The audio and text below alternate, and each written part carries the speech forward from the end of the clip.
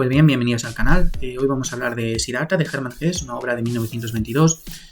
Es una obra rica en simbolismo y filosofía que invita a una reflexión profunda sobre lo que es la vida, la espiritualidad y el camino hacia la iluminación. El texto no es solamente una historia lineal, sino que es un espejo de la búsqueda humana por el sentido de la autorrealización.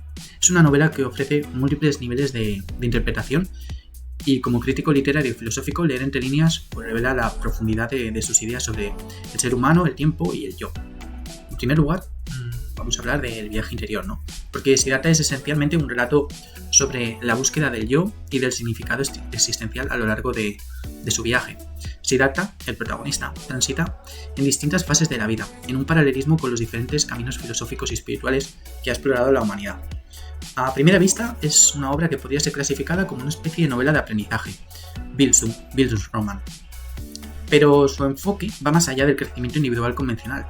Hesse explora cómo la experiencia sensorial, la introspección y el desapego son ingredientes necesarios para lo que es la iluminación. La elección de los caminos que Siddhartha toma no es fortuita. Su paso por el ascetismo, por el hedonismo y finalmente la meditación pues revela que Hesse considera que no hay un único sendero hacia el conocimiento de la verdad, sino que es una fusión de opuestos. De hecho, Siddhartha se da cuenta de que los extremos, tanto el ascetismo más riguroso como el placer más indulgente, resultan insuficientes por sí solos. La sabiduría surge de la integración de las dualidades.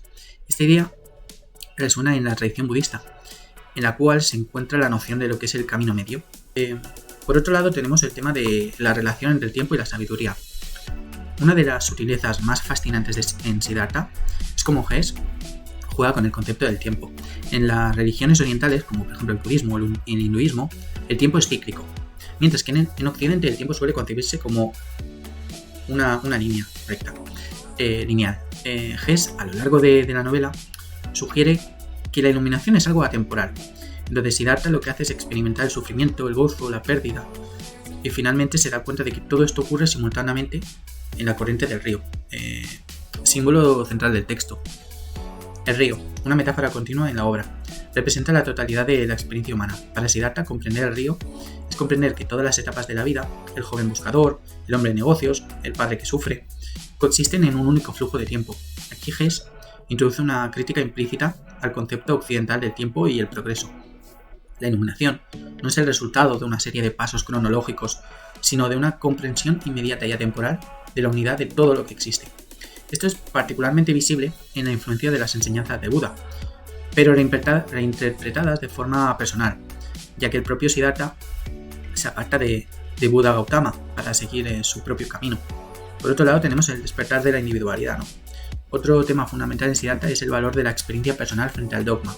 A lo largo de la novela, el protagonista rechaza la dependencia de los maestros y las enseñanzas preestablecidas, incluyendo al propio Buda. Este es un gesto simbólico y poderoso que Hesse utiliza para hablar de la autenticidad y la necesidad que tenemos de forjar nuestro propio camino, sin caer en la mera imitación. La frase que resuena en toda la obra es que el conocimiento puede ser comunicado, pero la sabiduría no.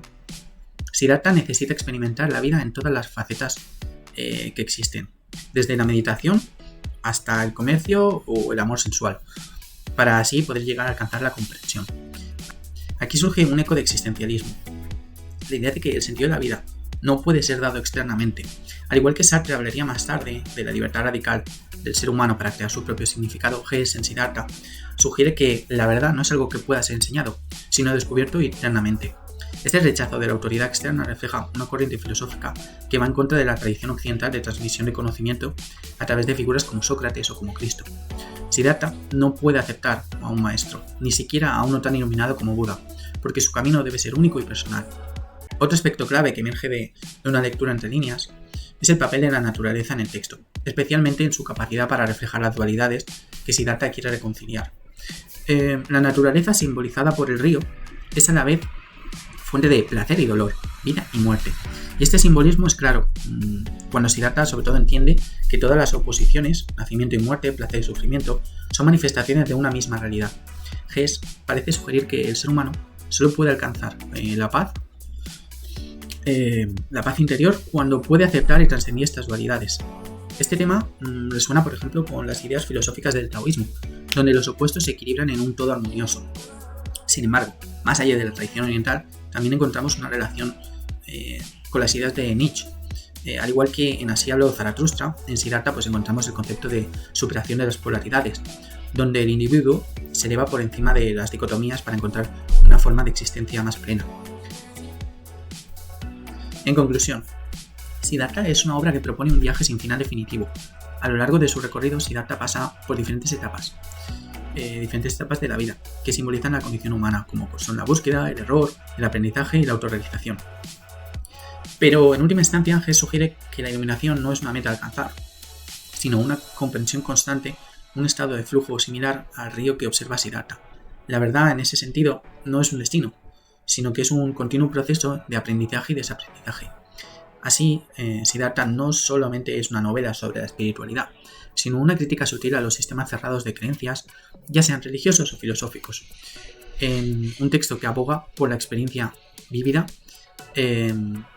como el único camino válido hacia lo que es la verdad, hacia lo que es nuestro camino, un recordatorio de que el ser humano debe caminar en su propio camino, aceptando tanto la unidad como la diversidad de su propia existencia. Y bien, si te ha gustado el vídeo, dale me gusta, suscríbete si no lo has hecho aún y nos vemos en el siguiente vídeo.